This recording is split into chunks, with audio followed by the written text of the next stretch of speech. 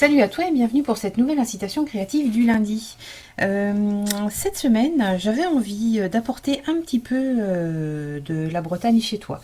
Ce que je te propose en fait, c'est d'utiliser nos aquarelles pour créer un sentiment de bord de mer, en fait. Je dis un sentiment parce qu'on va pas du tout faire quelque chose de réaliste ni d'extrêmement précis. On va plutôt partir sur quelque chose d'abstrait et quelque chose de très relâché et relaxant, mais vraiment d'avoir cette sensation de coucher de soleil en fait en bord de mer avec des couleurs qui vont être très douces et qui vont se fondre en fait les unes dans les autres, afin de nous apporter cette sensation voilà, de coucher de soleil d'été où les lumières sont un peu dorées, voilà ce genre de sensations qui sont assez sympas. Pour faire ça, eh bien, on va avoir besoin donc de matériel d'aquarelle, c'est-à-dire de papier aquarelle, toujours le masking tape en ce qui me concerne, mais c'est vraiment une question de préférence personnelle, donc tu n'es pas du tout obligé de mettre le masking tape. Je me suis préparé les petits jus en avance pour que ce soit plus rapide, donc j'ai préparé des jus bleus clair foncé. J'ai préparé un jus jaune un peu ocre qui pourrait symboliser le sable et un autre jus jaune foncé pour le soleil. Peut-être qu'on utilisera du doré en dernier recours. Il est là dessous, on verra ça tout à l'heure. Alors, j'ai pris deux pinceaux avec moi. Je vais utiliser sans aucun doute plutôt celui-ci qui n'est pas du tout un pinceau aquarelle parce que j'ai pas de gros pinceau aquarelle. Donc, on va tester en fait. Est-ce que ça fonctionne avec un pinceau acrylique? Est-ce qu'on peut en tirer quelque chose? Voilà, c'est le petit défi du jour dans le défi. J'ai pris aussi ce pinceau en éventail, je ne sais pas si je vais l'utiliser, mais on verra, c'est pas non plus du tout un pinceau aquarelle, mais peut-être que pour le doré, ça pourrait être assez sympa pour apporter des petites touches comme ça délicates. J'ai bien entendu un chiffon et je suis en train de me rendre compte que j'avais besoin d'un mouchoir, enfin d'un morceau de sopalin à côté que je n'ai pas, donc je vais le chercher. Et donc voilà le morceau de sopalin. Alors pourquoi du sopalin? C'est quelque chose que j'utilise quasiment jamais en fait parce que c'est jetable et que je préfère ne pas utiliser de choses jetables. Mais ici je vais me servir en fait, la texture du sopalin m'intéresse en fait. Souvent tu sais il y a des petits... Est-ce qu'on voit? Ouais. Souvent il y a des petits reliefs en fait. Si on peut faire la mise au point, c'est mieux, voilà. Souvent, il y a des petits reliefs, en fait, et c'est ça qui va m'intéresser. C'est pour ça que je vais prendre plutôt du sopalin plutôt qu'un un morceau de tissu quelconque. Ceci dit, je pourrais, si j'avais une dentelle un peu en coton, un peu absorbante, je pourrais utiliser ça aussi pour que ce soit durable. C'est quelque chose que je pourrais faire aussi tout aussi bien. J'en ai pas sous la main, donc voilà, le sopalin va nous aider pour ça. Ok, donc j'ai fait le tour du matériel, tout ça c'est bon. Donc maintenant on va pouvoir commencer à travailler sur notre impression de soleil couchant sur la mer. Donc pour ça je vais venir tremper ma brosse dans l'eau et je vais hop humidifier mon papier. Alors je ne vais pas faire des grosses flaques, hein, mais juste que le papier soit humide. Comme ça va aider la diffusion en fait de ma couleur quand je vais la déposer.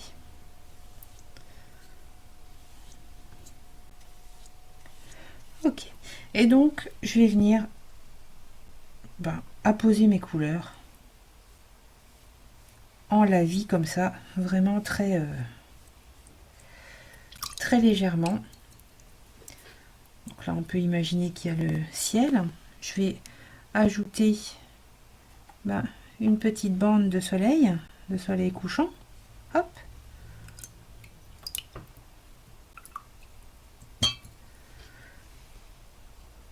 Et puis après, on a le sable. Et alors, je sais pas, tu as déjà remarqué ça sans aucun doute, hein, quand tu vas à la plage, souvent, quand la marée, c'est pas souvent, c'est systématique, quand la marée se retire, en fait, ça fait un peu comme un miroir sur la plage, et donc le ciel se reflète, en fait, dans la plage. Et c'est ça qui va m'intéresser, c'est pour ça que je remets du bleu en dessous.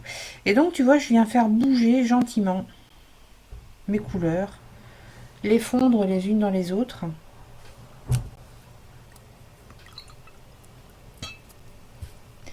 Je viens absorber le surplus de bleu ici avec mon pinceau pour éviter d'avoir des trop grosses flaques. Et là, je fais comme ça. Ok.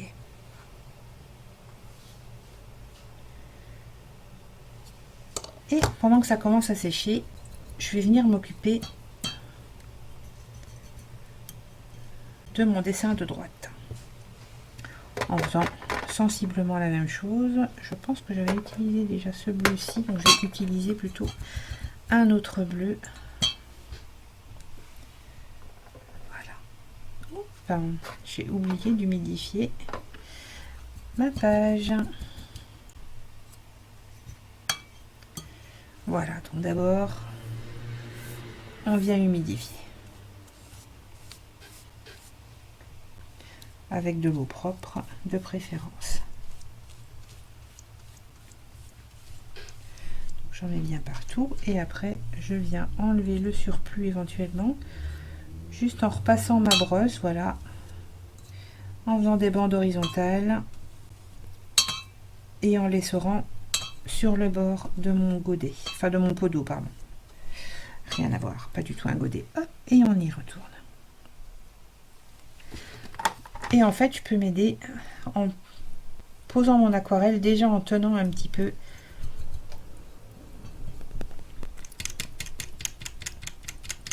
mon papier penché. Je viens ici faire quelque chose d'un peu plus subtil et d'un peu plus délicat. Avec des teintes un peu plus pastel.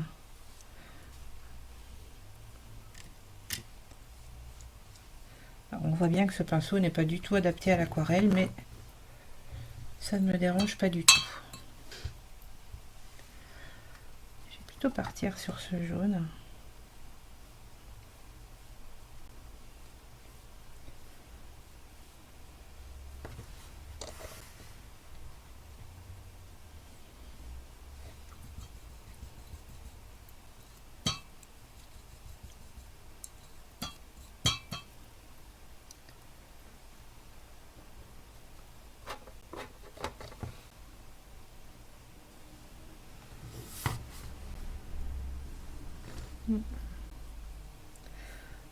Voilà. Et ça, c'est assez bon aussi pour tout ce qui est lâcher prise et tout, parce que là, on part vraiment sur quelque chose d'incontrôlable. L'aquarelle, comme il y a beaucoup d'eau, elle fait un peu ce qu'elle veut. Et c'est parfait. On est à peine aux commandes de ce qui se passe. Là, on ne peut que s'émerveiller du résultat que ça nous donne, en fait. On n'a pas trop de contrôle.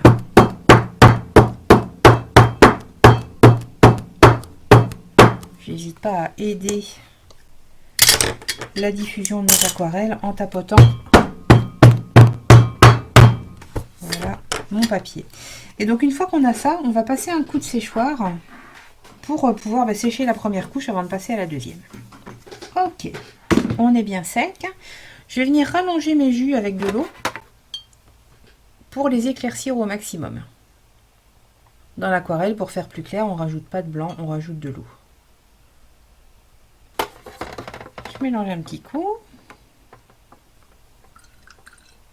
Je rince bien entre chaque. Ces jus, après, ils seront tellement dilués que faudra les reconcentrer avant de pouvoir s'en servir, mais ce sera très bien comme ça. Bon, alors ici, mes jaunes, ils sont déjà pas mal remplis. Donc, en fait, pour diluer, je viendrai tremper dans l'eau et je prendrai de l'aquarelle avec mon pinceau déjà très humide. Comme ça, j'obtiendrai l'effet escompté. Ok, donc, je reviens.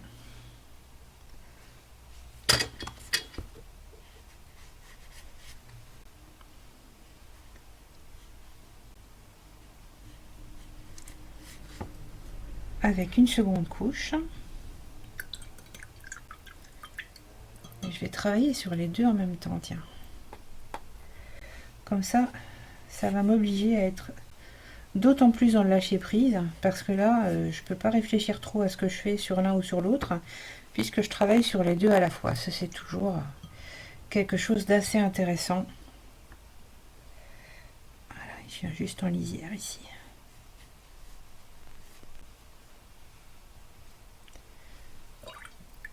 Et tu vois, j'aide vraiment la dilution et la dispersion en fait en penchant au maximum mon papier.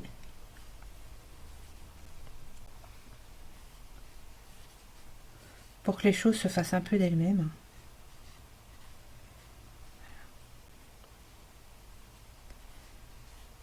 Ça va m'apporter de l'intérêt, de la texture. Tu vois ici, là, je vois que j'en ai un petit peu trop qui coule de ce bleu là. Je viens le ramasser délicatement avec mon pinceau. Hop. Et pareil.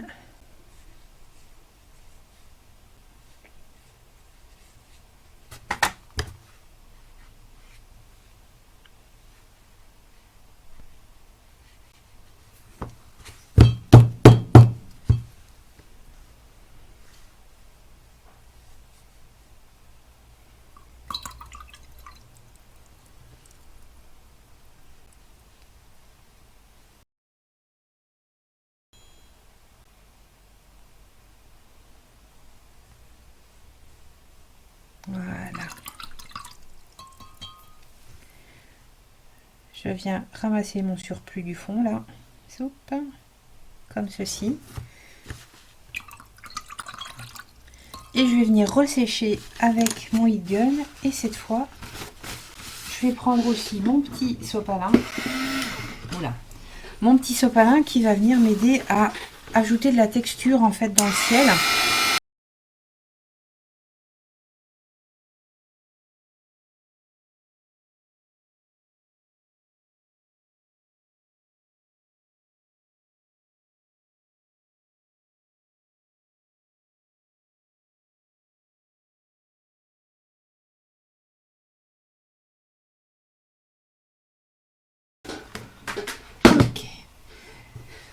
Et tu vois, on a vraiment la texture un peu nuageuse dans le ciel qui a été créée grâce au sopalin qu'on a utilisé. Ces zones plus claires là. Et il ne nous reste plus qu'à révéler en fait le travail fini. Avec toujours la magie au moment du retrait du masking tape. Qui nous donne vraiment cet aspect fini qui vient vraiment parfaire la composition en fait qui agit un peu comme une petite magie.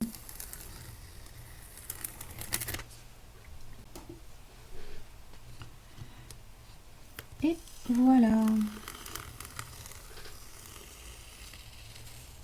Et voilà comment en 15 minutes chez toi, avoir une impression de Bretagne que tu pourras mettre sous verre et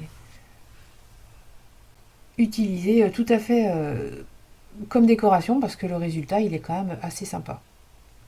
Voilà, donc j'espère que tu auras apprécié cette incitation du lundi. J'espère que tu auras envie de la reproduire et de la partager. Si tu apprécies les vidéos, surtout n'oublie pas de t'inscrire à la chaîne YouTube pour être tenu au courant chaque fois qu'il en sort une nouvelle. Donc normalement tous les lundis si tout se passe bien. Et je n'ai plus qu'à te dire à lundi prochain et surtout à te recommander de bien écouter ta petite voix intérieure et de prendre du temps pour ta création.